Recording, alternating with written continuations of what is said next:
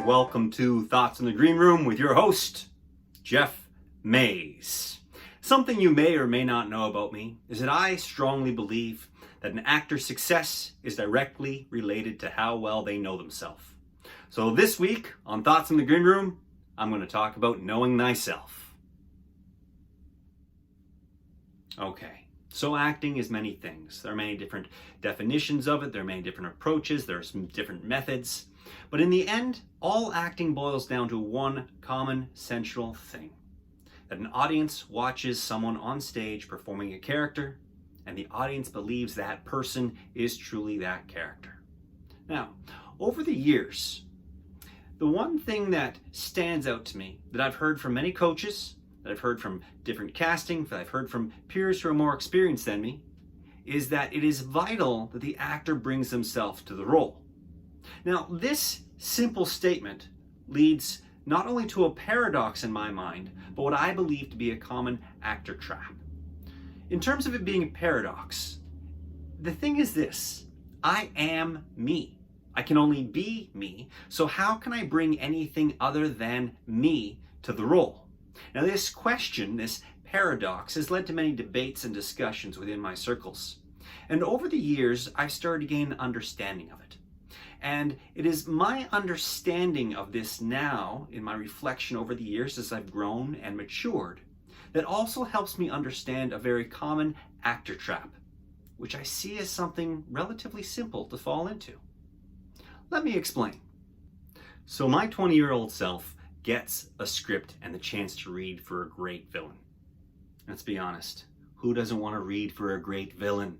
Hats off to the late great Alan Rickman and his role as Hans Gruber in Die Hard. So 20-year-old me picks up this script, gets all excited, and he's like, yeah, this is gonna be great. I'm gonna make him talk really slow, and I'm gonna give him a deep voice and a characteristic laugh that he uses to punctuate and prove how diabolical he is. This is gonna be great. And after I created this character and put all those things on it, it sounds something like this. Okay, guys, when we rob the armored truck, we're going to blow up the building as a distraction. And I hope to God that you guys can see just as easily as I can now see that that is a caricature, and it is really, really terrible acting. Now, I'd like to think that I've evolved beyond that, and I've grown and I've matured and I've left that behind, and it's a hope and a prayer, but at least now I get more bookings with the process I use. But all of this leads to the question, why do actors do what I would have done when I was 20? Because for many generations to come, and many generations that have sat behind me, actors have done this time and time again and thought it was really good acting. Well, the answer to why we do it is twofold.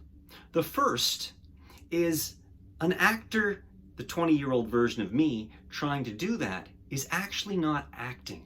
What they're doing is working to emulate their version of something that was great before them. That 20-year-old me was trying to be Alan Rickman doing my version of his Hans Gruber. That's a lot of levels removed from the character. And the second reason why actors do this is because those great performances by Alan Rickman, as an example, they create the current and quintessential pop culture. And they define what that villain should look like. So we're striving to be that villain. We don't bring ourselves to the role.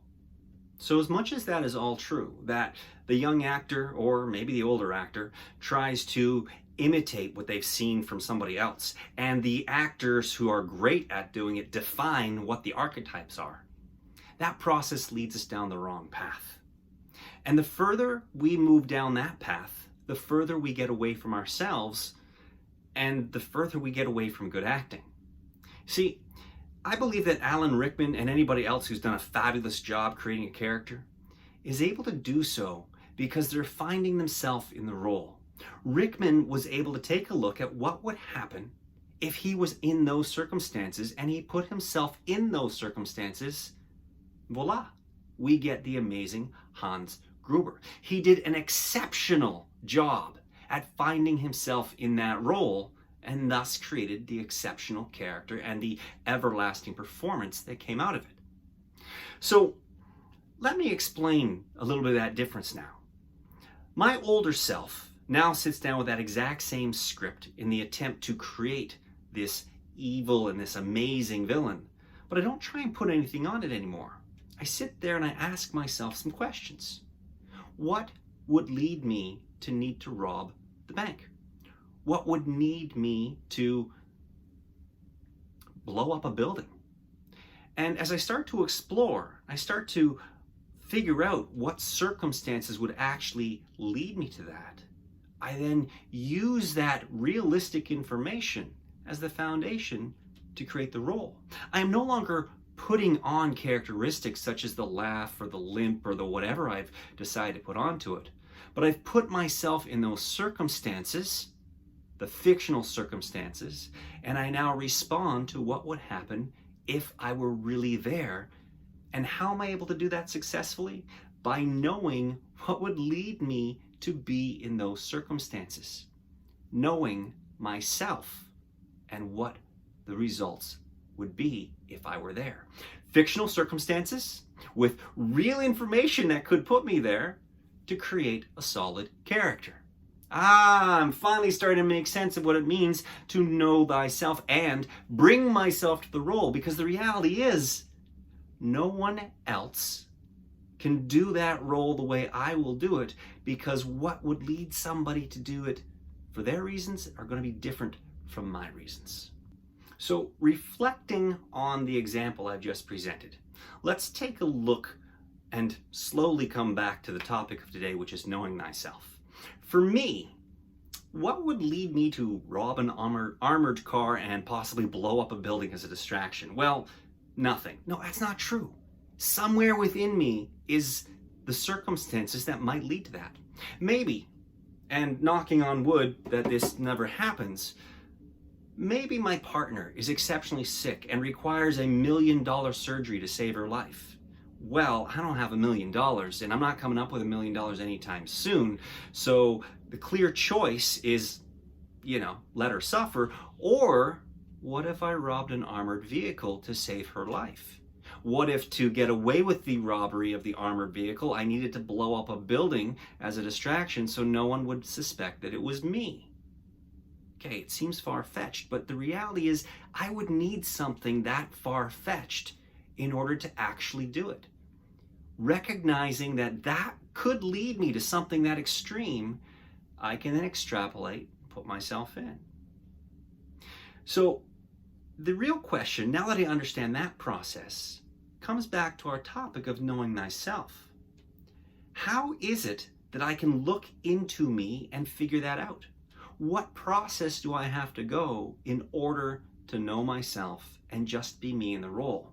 Well, like acting being mercurial with all these different definitions and ideas and thoughts and processes on what it is or is not, so is the process of knowing thyself.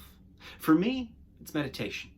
I get up every morning and I do traditional kind of stuff in order to reflect, to take a look at who I am.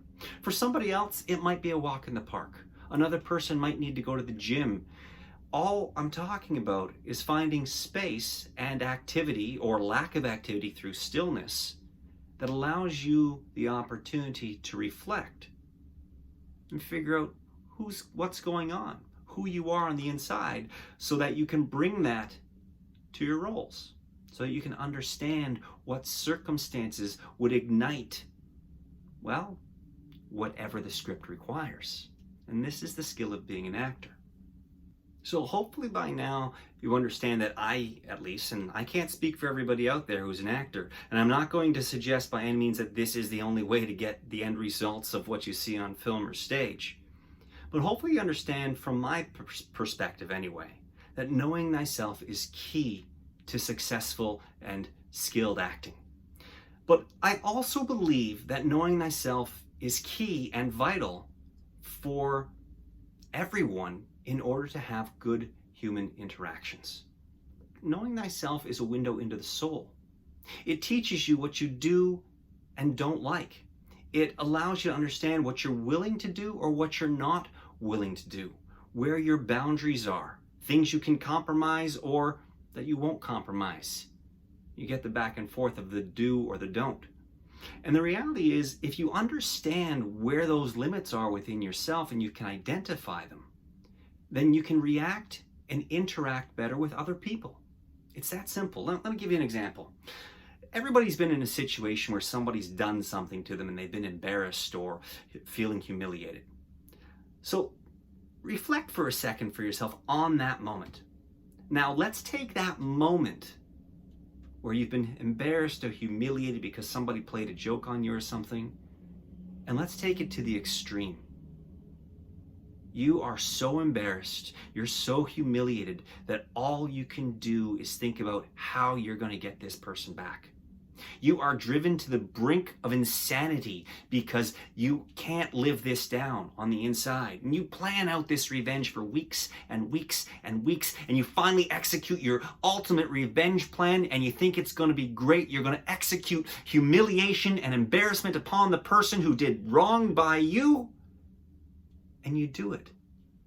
Unfortunately, the result not only achieves the equal level of embarrassment you hoped for to that person, but also puts that person in the hospital with serious physical injury. Not exactly what you wanted to do. It's the negative outcome from thoughtless action. Now, I say thoughtless action, you might question the fact that I just said you spent weeks and weeks and weeks planning. You put a lot of thought into this. What I mean here by thoughtless action is, are you a person who seeks revenge and truly has that in you and likes to do it? Or, in this example, are you a person who has been ruled by their instinct? Ruled by a trigger that's been sitting within them for forever and a day? And this is where knowing thyself becomes imperative. If you recognize and you know yourself and you understand why you were embarrassed or what triggered you to feel that way in the first place, it may be difficult to accept the embarrassment and the humiliation. But when you start to plan that revenge, you're going to stop yourself because that's not who you are. It's not who you want to be. Alternatively, because you know yourself and you recognize that the person did something that triggered you and caused all this embarrassment, you might pick up the phone and say, hey, can we grab a beer together? I want to talk to you about what happened last week. So you and your friend, you and this person, you go out for a beer, you discuss it, you talk about how you were triggered and the impact it had on you. The person apologizes in the end, not realizing what they had done in the first place.